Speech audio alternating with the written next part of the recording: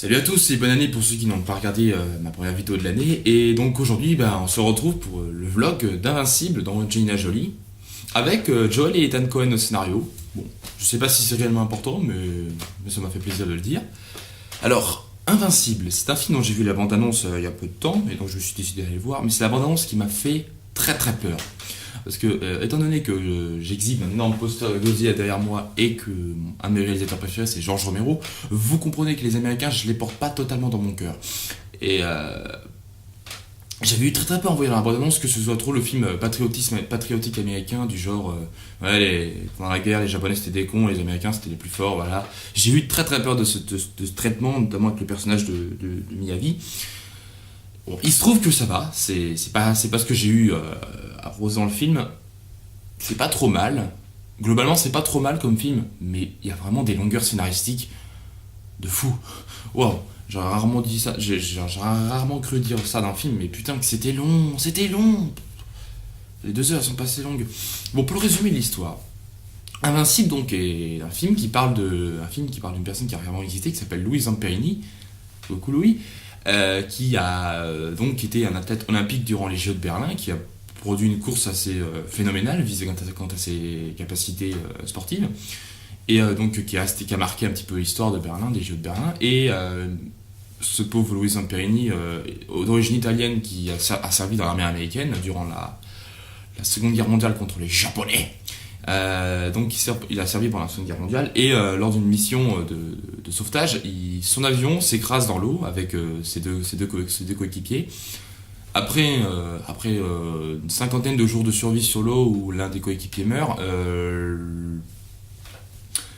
les protagonistes sont enfin retrouvés par un bateau de japonais et en fait ils vont être envoyés dans des camps de travail japonais jusqu'à la fin de la guerre. Camp de travail durant lequel le caporal, je sais plus si c'est caporal, je crois que c'est le caporal Watanabe tentera de briser la volonté de Louis Zamperini en vain. Voilà pour le résumé rapide. Donc on va peut-être commencer directement par parler de la réalisation.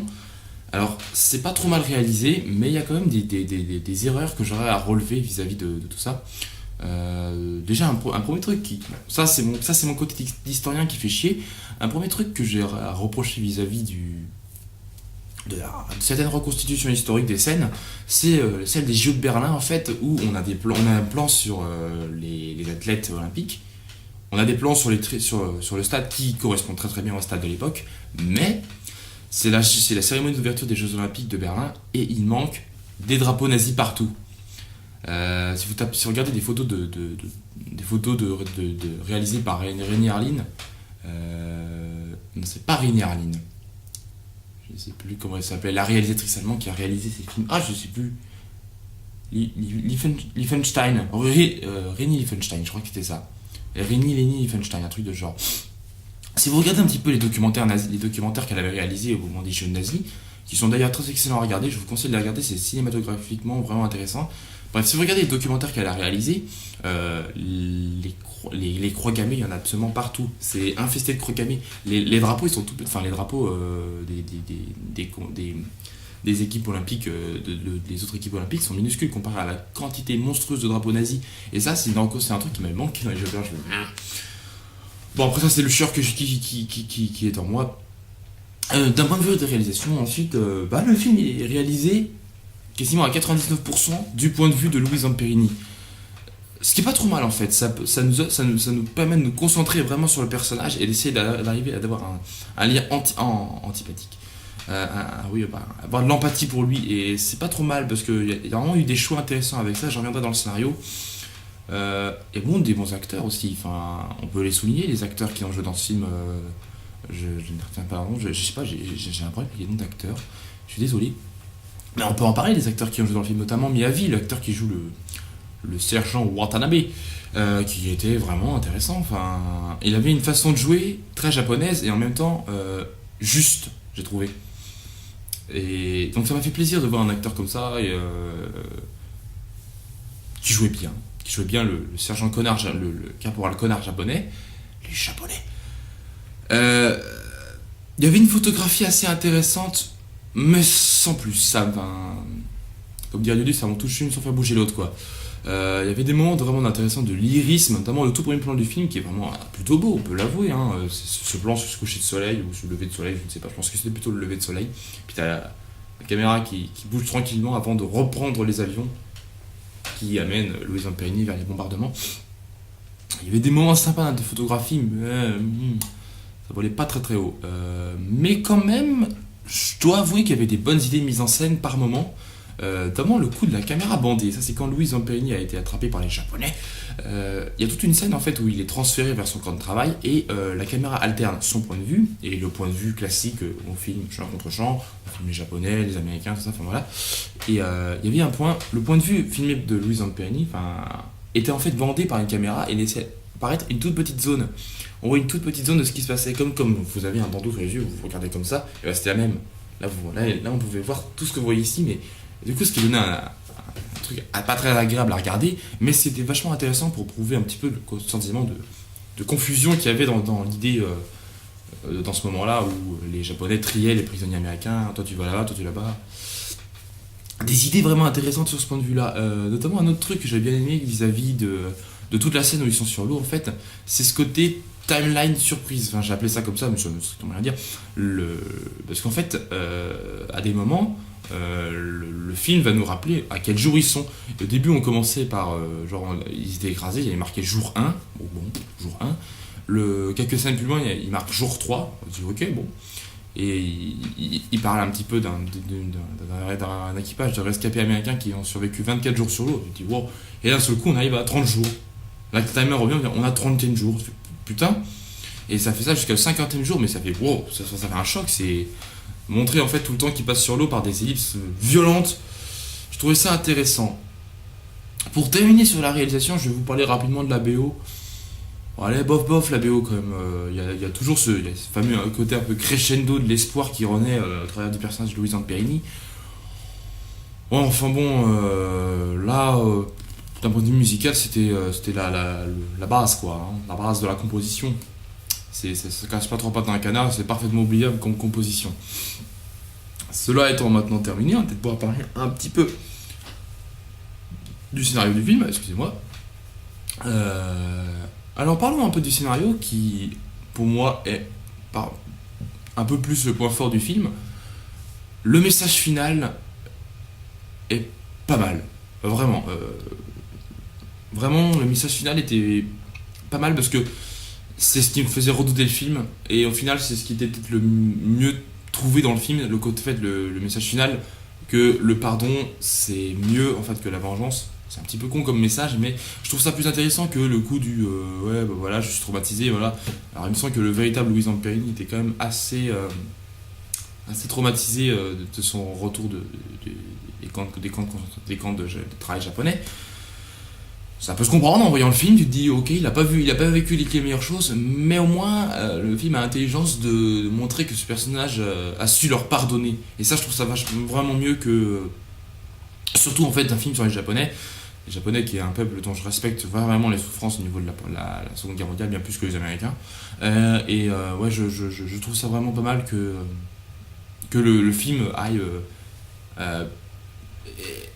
exhibe en fait le pardon entre les deux blocs de la Seconde Guerre mondiale, entre les deux puissances hostiles. C'était vraiment pas trop mal. En plus, il n'y a pas de patriotisme à la con. Le fameux patriotisme américain, il faut sauver le soldat Ryan. Il faut sauver le soldat Ryan est un très bon film, je dis pas le contraire, mais je déteste ce genre de patriotisme à la noix, genre je fais ça pour mon pays, tout ça. Et ici, il n'y en a pas. Il n'y a pas tellement d'allusions aux États-Unis, tout ça, c'est plus la guerre, filmer la guerre que filmer le japonais ou les Américains. Même s'il y a beaucoup de plans sur le drapeau japonais et qu'on voit un petit peu l'étendue de la civilisation japonaise, il n'y a pas cette prise de parti vraiment claire dans la guerre. Ce que je trouve vraiment bien, c'est... Pour moi, il faudrait faire un bon film de guerre, il faudrait faire un film neutre. Il faudrait faire un film comme Lettre d'Iwo Jima ou Mémoire de nos pères, les deux de Clint Eastwood, qui sont des excellents films de guerre, dont Lettre d'Iwo Jima est mon préféré d'ailleurs. Et donc vraiment des idées de messages vraiment intéressantes. Il y a eu notamment une scène que j'avais trouvée forte. C'est en fait une scène après un raid américain sur la ville qui est à côté du camp de prisonniers. Les prisonniers sont exportés pas exportés, mais ils sont extractés vers un autre camp de travail.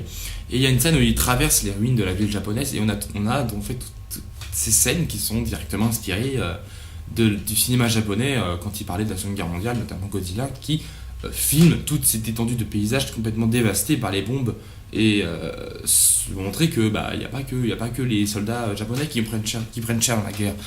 Et des scènes vraiment assez fortes d'un point de vue photographique, c'est des images qui peuvent marquer quoi, et des images qui sont inspirées de trucs réels, ce qui est vraiment beaucoup mieux quoi.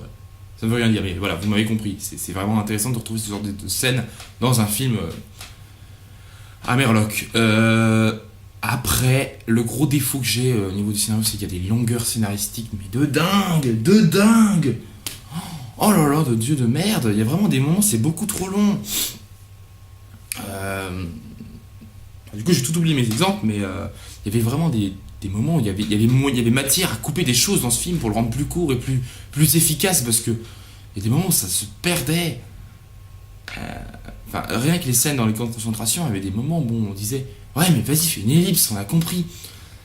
Je veux bien comprendre que c'est pour faire ressentir le côté torture des Japonais, vraiment, qui sont du caporal Watanabe, qui est sans relâche, mais quand même.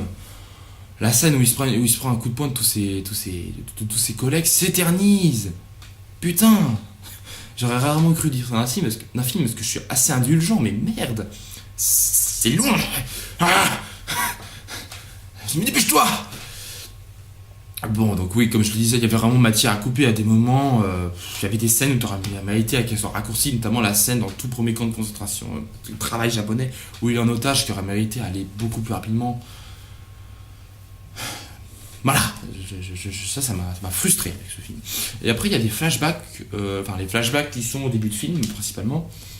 J'ai pas de problème vis-à-vis d'eux, mais ces flashbacks n'apportent pas tellement grand-chose au final. Ils sont pas ultra utiles au scénario, quoi. Ils aident un petit peu à humaniser le personnage de Louise Zamperini, mais à part ça, ils font pas grand-chose.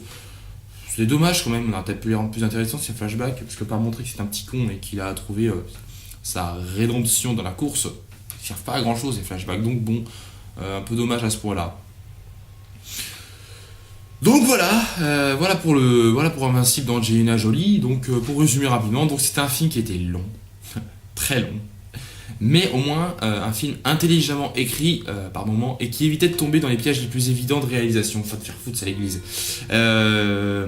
Au final, j'en garde une pas trop mauvaise expérience, même si quand même ça restera pas le film de l'année 2015. Voilà, du coup je vais vous dire au revoir. Tchuss mes amis, et on se retrouve bientôt pour un nouveau vlog.